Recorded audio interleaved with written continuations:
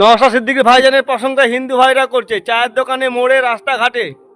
বিধায়ক হতে হলে পীরজাদা নওশাদ সিদ্দিকীর মতন হতে হবে। এই ভাইটা কি বলছে আজকে তোমাদেরকে শোনাবো। যদি ভিডিওটা ভালো লেগে থাকে ফলো করে দিও, অন্যজনকে দেখার সুযোগ করে দিও। সবথেকে আনন্দের বিষয় যে নওশাদ সিদ্দিকী ভাই আমাদের হিন্দুরা তার প্রশংসা করছে, বলছে বিধায়ক হলে নওশাদের মতো বিধায়ক হতে হবে। তিনার ভাবা চিন্তা আলাদা বিষয়। মুসলিমদের একমাত্র আলো দেখাতে পারে মনে হয় এই নওশাদ সিদ্দিকী ভাই। তা আমি মুসলিম ভাইদের বলবো, ভাই তোরা সব আইএসএফকে ভোট দে, আমাদের বিজেপিকে দিতে হবে না। তোরা সব আইএসএফকে ভোট দে, নওশাদ সিদ্দিকী ভাইকে ভোট দে।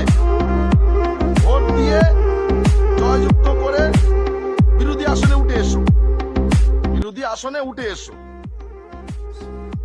আর যদি তৃণমূলের কথা আলোচনা করা হয়, সাইড থেকে ঝম করে উঠে আসছে, এই বালবাল করিস নে,